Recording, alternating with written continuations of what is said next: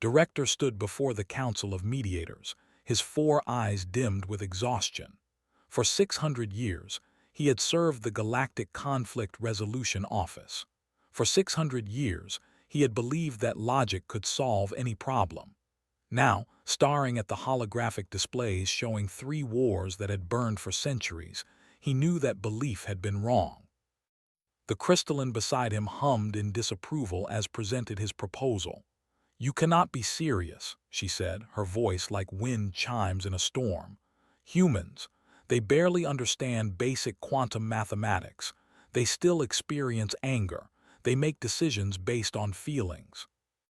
"Precisely," replied. The room fell silent. Every species represented in the GCRO had evolved beyond base emotions. The communicated through pure thought. The made decisions through collective philosophical meditation. The processed reality through crystalline logic patterns. They had spent perfecting the art of conflict resolution through reason, mathematics, and objective truth. And yet 3 wars continued. The N had been fighting for 400 years over a mining colony that had been destroyed 2 centuries ago. The N had been locked in theological debate-turned-warfare for 600 years, their arguments so complex that it took 3 months just to explain the initial disagreement. The merchant princes had been sabotaging each other's trade routes for 300 years, despite economic models proving that cooperation would benefit everyone. The GCRO had tried everything. They had presented mathematical proofs. They had shown probability matrices demonstrating the futility of continued conflict. They had even brought in the ancient philosophers of beings so wise they had transcended physical form, who had simply stated obvious truths that everyone already knew. Nothing worked. "I have studied human history," continued. "They were a violent species. They fought wars over resources, ideas, pride, and things that made no logical sense. But 200 years ago, they stopped. They ended their conflicts not through superior logic, but through something we have forgotten." "What?" asked its telepathic voice echoing in everyone's thoughts. They remembered that their enemies were people. The council deliberated for 3 days. In the end, desperation won. The GCRO would hire human negotiators as an experiment. If they failed, the galaxy would lose nothing. If they succeeded, perhaps the ancient wars could finally end. Received the message while sitting in his small apartment in Chicago. He had been a hostage negotiator for 20 years before retiring. He had talked down armed criminals, desperate people, and once memorably, a teenager who had stolen a tank. When an alien appeared on his communication screen and offered him a job ending a 400-year war, his first thought was that someone had hacked his system. His second thought was, why not? Was easier to convince. She had spent her career mediating corporate disputes, preventing wars between that could have devastated Earth's economy. She had seen executives throw away billions because someone had insulted them at a conference. She had watched brilliant people make terrible decisions because of pride. When the GCRO contacted her, she simply asked, "When do I start?"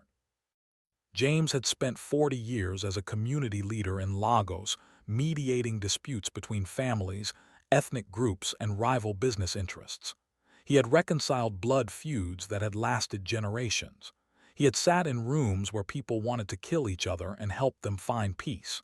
When the aliens explained the situation, he laughed. "Same problems, different planets," he said. 3 weeks later, the 3 humans stood in the GCRO headquarters station, a massive structure orbiting a neutron star. The architecture was designed for logic and efficiency. Everything was white, smooth, and perfectly. It made feel like he was inside a computer. The orientation session was overwhelming. They learned about 14 different species, each with unique psychology and communication methods. They studied the sacred principles of conflict resolution, which seemed to like complicated ways of saying obvious things. They attended lectures on mathematical models of peace. On the 3rd day, took them to observe an actual mediation session. The mediator stood between two holographic representatives of the end. She was presenting a logical framework, her crystalline body refracting light into complex patterns that apparently conveyed mathematical proofs. As you can see from the third-dimensional probability matrix, the said, continued conflict results in a 94.7% resource depletion within 50 years, while cooperation yields a 340% economic benefit across all metrics. The representative, a reptilian being covered in ceremonial armor, nodded. Your mathematics is correct. The representative, a floating jellyfish-like creature, pulsed in agreement. We acknowledge the logic. Then you agree to peace? They asked. No, both representatives said simultaneously. This crystalline structure flickered with confusion, but you acknowledge the logic is sound. Yes. And you understand that your current course is inefficient and destructive. Yes. Then why continue? The representatives looked at each other with what could only be described as mutual hatred, then disconnected from the session. The turn to, I do not understand. I have presented this proof 47 times. They always acknowledge its validity. They always refuse peace. Watched and James. They were both smiling slightly, the same expression they got when they understood something others didn't. Because, said quietly, logic doesn't care about shame. His four eyes focused on her. Explain. They're not fighting about the colony anymore, said. They're fighting because stopping would mean admitting they were wrong. It would mean all those deaths were for nothing. That's not a logic problem. That's a people problem. But we have proven. You've proven that continuing is stupid, James interrupted. They already know that.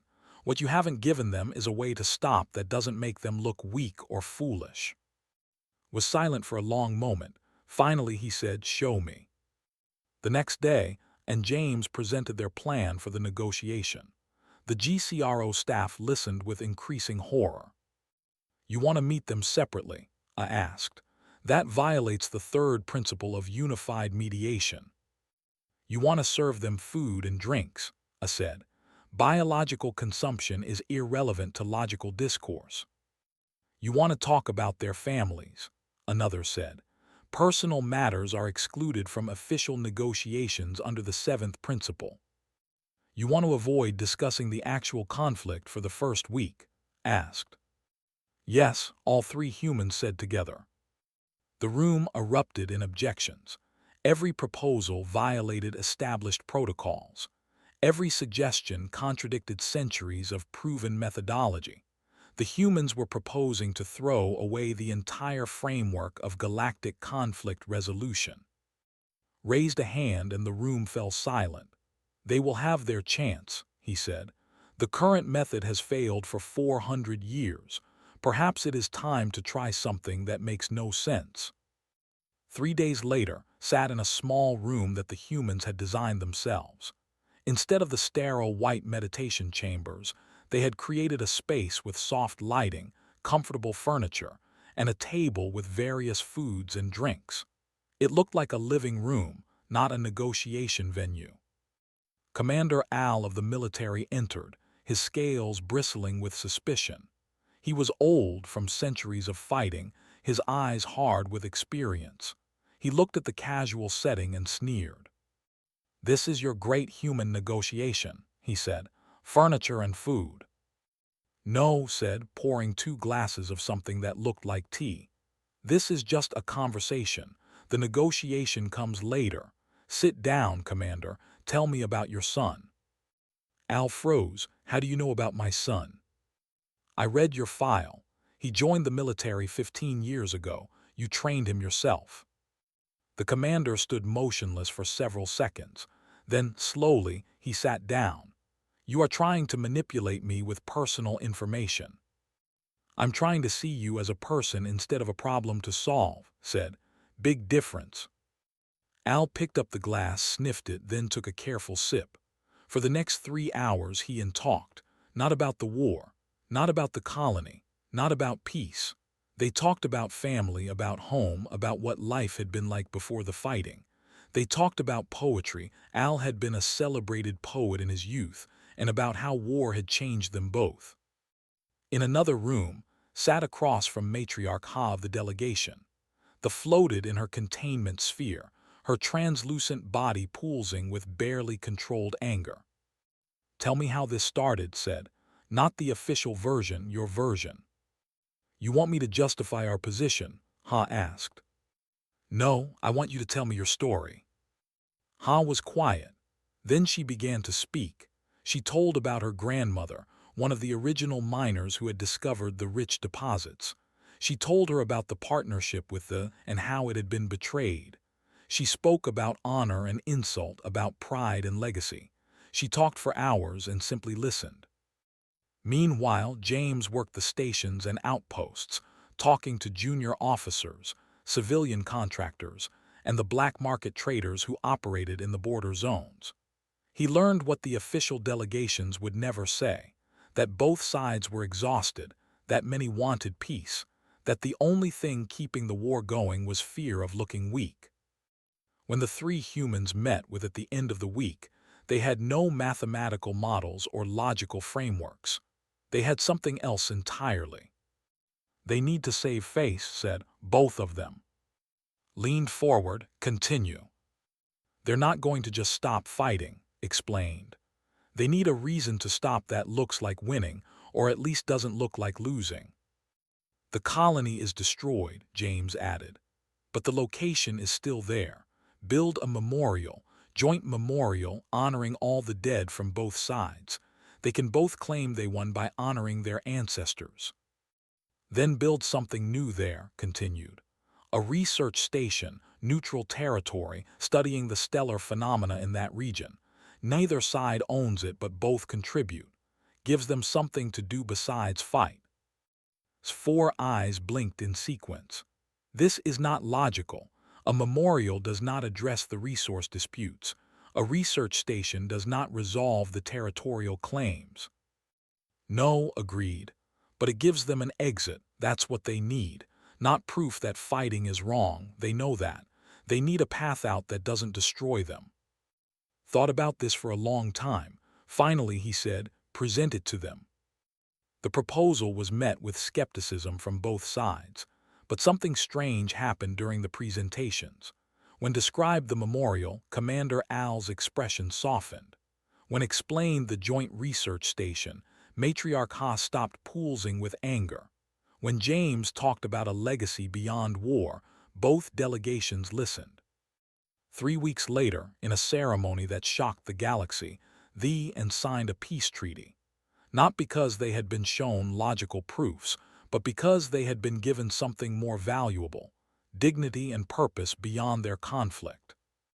The news spread across the galaxy like a shockwave. The 400-year war, which had resisted every attempt at resolution, had ended because three humans had talked about feelings and built comfortable rooms. The GCRO's communication channels lit up with requests. Everyone wanted human negotiators. Everyone wanted to understand this impossible thing that had happened. Stood in his office, watching the news feeds, and felt something he had not experienced in his long life: uncertainty. The humans had succeeded, but he did not understand why. He had watched them violate every principle of conflict resolution, and it had worked. Perhaps he thought that was the point. 2 months after the treaty, and James found themselves facing their second assignment. The war was older and more complex. It was not about resources or territory. It was about ideas. The believed that consciousness arose from quantum entanglement of neural pathways. The believed consciousness was an emergent property of sufficiently complex information processing. 600 years ago, this academic disagreement had somehow escalated into violence. "Let me get this straight," said, reading the briefing materials. "They're fighting over a definition." "It is more complex than that," explained. "The theological implications affect their entire culture. Their art, law, social structure, everything is built on their understanding of consciousness." but they're killing each other over it. Yes, leaned back in her chair. Have they ever actually discussed their disagreement, like really discussed it? Pulled up records of negotiations. There have been 412 formal debates, each lasting between 3 weeks and 7 months. Every debate has been recorded and analyzed. I bet they have, James muttered. And I bet every debate follows the same pattern. They present their arguments, the other side presents counterarguments. Nobody changes their mind, and they all go home angry. That is accurate, confirmed. Because they're not actually listening to each other, said. They're waiting for their turn to talk. The humans studied the records for days. The debates were sophisticated, filled with complex philosophy and scientific data. Both sides made excellent points. Both sides had evidence supporting their positions, and both sides absolutely refused to acknowledge that the other might have any validity whatsoever. This is going to be different, said. We can't just give them a memorial and call it done. We need to change how they see each other, agreed. We need to make them curious instead of defensive, James added. They proposed something radical. No formal debates, no official negotiations. Instead, they would organize what humans called a workshop, an informal gathering wherein scientists could collaborate on research unrelated to their disagreement. The GCRO thought this was insane. You want them to work together before they resolve their conflict? I asked. Yes, said. That makes no logical sense. Good, all three humans replied. The workshop was held on a neutral station. The humans had carefully selected the project, studying the consciousness of a newly discovered species called the crystalline beings whose mental processes were unlike anything previously encountered. Neither nor theory could easily explain them. At first, the scientists refused to interact. They sat on opposite sides of the research bay, conducting separate experiments. The humans didn't force them together. They just made sure the workspace was designed so that collaboration was easier than separation. Slowly, reluctantly, the scientists began to share data. A researcher asked a colleague about their measurement technique. A theorist requested access to quantum scanning equipment. They weren't agreeing on consciousness. They were just trying to understand these strange new beings. And James watched from the observation deck. It's working, said. Maybe, replied. Let's see what happens when they actually make progress. 3 weeks into the workshop, something unexpected happened. A young scientist named I and a researcher named discovered that the might exhibit both quantum entanglement and emergent complexity. Their consciousness appeared to work through mechanisms that supported both theories. They excitedly presented their findings to the group. Then reality set in. Both scientists realized what this meant. Both sides might be right, or both might be wrong, or the truth might be more complex than either had considered. The room fell silent. Centuries of certainty crumbled in an instant.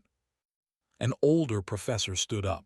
This cannot be correct. It contradicts fundamental. Look at the data, I interrupted, something no young would normally dare to do. Teacher, please, just look at the data. The professor looked, so did the elders. The numbers were clear. This is impossible, a elder said, but her voice lacked conviction. Spoke quietly, unless we were both seeing part of a larger truth. The silence that followed was heavy with implications. 600 years of war based on absolute certainty faced a simple question. What if we were wrong? The workshop didn't end the war, but it planted something more valuable. Doubt. Not the bad kind of doubt that destroys faith, but the good kind that opens minds. And James built on this foundation. They organized more workshops, bringing together artists, philosophers, and ordinary citizens from both species. They didn't try to force agreement. They just created spaces wherein could see each other as colleagues, collaborators, and people rather than enemies. 6 months later, the religious leaders of both species met for the first time in centuries. not to debate, but to discuss the discoveries. The meeting was informal, held in one of the human-designed comfortable rooms. Perhaps, the High Oracle said carefully, consciousness is more diverse than we understood. Perhaps, they agreed, the universe is large enough for multiple truths. It wasn't peace. Not yet. But it was the beginning of something that looked like peace. The formal treaty took another year to negotiate, but when it finally came, it wasn't about one side winning. It was about both sides accepting that maybe, just maybe, they could both be partly right. The galaxy watched in amazement as the 600-year theological war ended not with one side conquering the other, but with both sides expanding their understanding. And three humans sat in a comfortable room, drinking tea and talking about their next assignment. The Merchant Prince's War was different from the others. There were no grand ideological disagreements, no ancient territorial disputes, just cold, calculated economic warfare between five massive trade empires that had been sabotaging each other for 300 years. The problem, as James explained it, was that the merchant princes were actually correct. Their economic models were sound. Each act of sabotage did benefit the attacker in the short term. The mathematics of competitive advantage supported their strategies. "They're doing the logical thing," said, studying the reports. "That's why the GCRO can't stop them. The GCRO shows them how cooperation would increase overall profits," added. "But each prince knows that if they cooperate while others don't, they'll be destroyed." "It's a trust problem," James concluded, "and you can't logic your way into trust." By now, and James were famous throughout the galaxy, the humans who had ended ancient wars through impossible methods. They had been offered positions as permanent directors of the GCRO. They had been invited to speak at universities and teach their techniques. They had also trained the first class of alien mediators in human methods. The classes were strange for everyone involved. Humans teaching crystalline beings to understand emotion. Humans teaching telepaths how to read body language. Humans teaching logical species that sometimes the illogical path was the right one. "You are teaching us to be worse at thinking," a student had complained. "We're teaching you to understand beings who aren't perfectly logical," had corrected. "Because perfectly logical beings don't start 300-year wars over trade routes." For the merchant princes, the humans designed something ambitious. They didn't try to bring the princes together. That would just lead to more strategic maneuvering. Instead, they worked at every level below them. They started with students. The humans organized an interstellar business competition, inviting the young minds from all five empires to form mixed teams. The students were skeptical at first, trained from birth to see others as competitors. But the problems the humans gave them were designed to require diverse perspectives. "You're teaching our children to work with the enemy," one prince complained. "We're teaching them to work with talented people," replied. "Big difference." They worked with mid-level managers, organizing trade conferences and professional networks. They facilitated joint ventures in neutral markets where cooperation was more profitable than competition. Small collaborations, low risk, but building relationships. They even worked with the black market, which called the most honest part of the economy. The smugglers and gray market traders who had been exploiting the chaos actually wanted stability. It was better for business. The humans helped them create an informal network that benefited from peace. This wasn't dramatic. There were no big negotiations or historic treaties. It was slow, patient work, building connections and trust one relationship at a time. 2 years into the effort, something interesting happened. A financial crisis hit one of the empires, the Coalition. Their currency collapsed due to internal corruption unrelated to the trade war. Under normal circumstances, the other princes would have exploited this weakness, crushing and dividing their markets.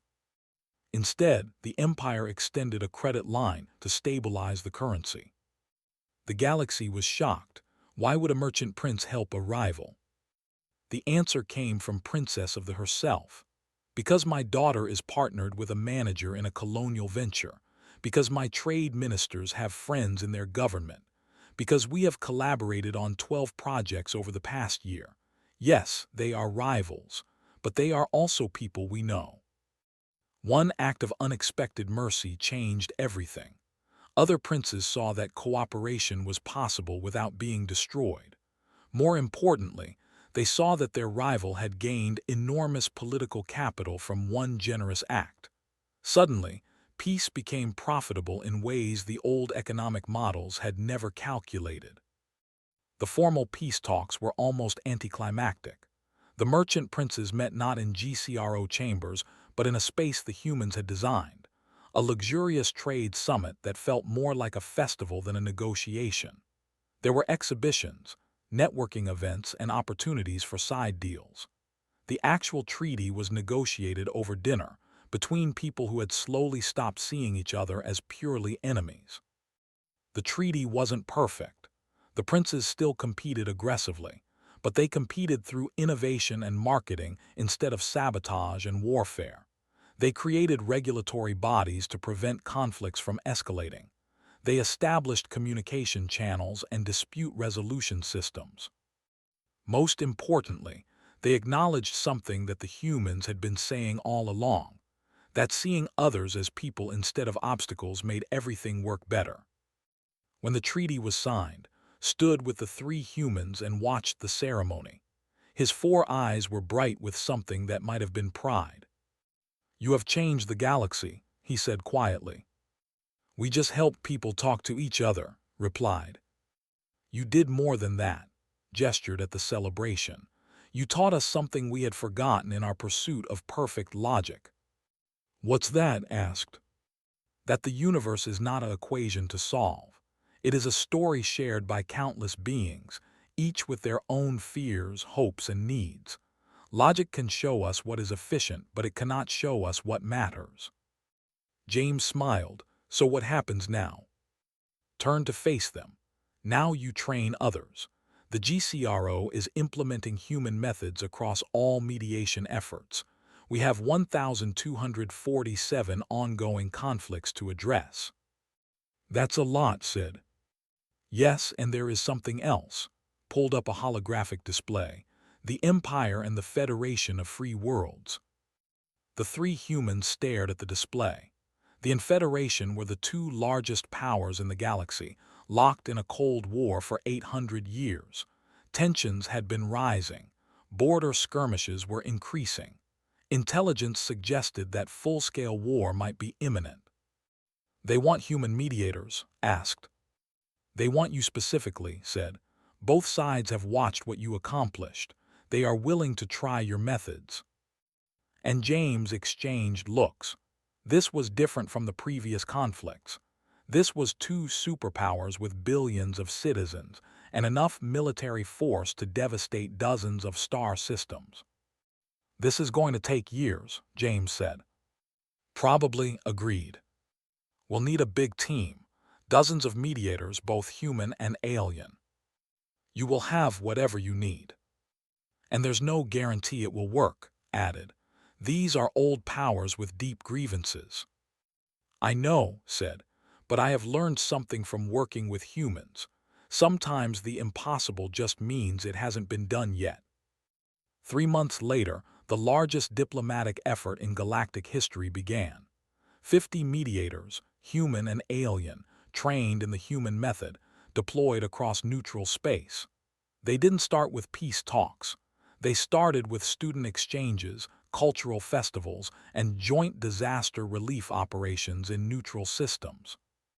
They worked for 3 years. 3 years of slow, patient relationship building. 3 years of teaching two superpowers to see each other as people rather than threats. 3 years of creating connections, friendships, and understanding. The breakthrough came unexpectedly. A plague struck a border colony, affecting both and Federation citizens. The local commanders, who had been meeting informally as part of the human program, decided to work together on the relief effort. Their cooperation was so effective that their governments took notice. When the formal negotiations finally began, something unprecedented happened. The Emperor and the Federation Chancellor met privately, without mediators, for 6 hours. No one knew what they discussed, but when they emerged, they had drafted the foundation of a peace treaty themselves. The treaty took another year to finalize, but the core was already there. Not because anyone had proven that peace was logical, but because two leaders had spent 3 years learning to see each other as people. On the day the treaty was signed, and James watched from a quiet observation deck, away from the crowds, they had been offered medals, positions, titles. They had declined them all. "You know what's funny," said. "We didn't really do anything special, we just talked to people." "We reminded them that their enemies were people," corrected. "In a galaxy focused on pure logic, that was revolutionary." James looked out at the celebration below. "Think it will last?" "Some of it," said. "Some conflicts will start again. People are people, human or alien, but we've shown them a different way. That's something." Found them there an hour later. The old moved slowly now, his 600 years showing in every step, but his 4 eyes were bright. "Thank you," he said simply. "For what?" asked. "For teaching an old philosopher that logic is a tool, not a religion. For showing us that the messiest, most irrational part of existence, emotion, connection, understanding, is also the most important." He paused. "For reminding us that at the end of every conflict, no matter how vast or ancient, are people, and people can always choose to change." The three humans stood with the alien philosopher, watching two superpowers celebrate peace, and knew that their work was far from over. There were still conflicts in the galaxy. There always would be. But now there was something else too. Hope that understanding could triumph over hatred, that connection could bridge any divide, and that sometimes the most advanced solution was the most human one. Below them, beings from 1,000 worlds celebrated together, and three humans who had been hired to end ancient wars knew that they had done something more valuable. They had taught the galaxy to remember what it meant to see each other as people. The universe would never be perfect, but maybe, just maybe, it could be kinder.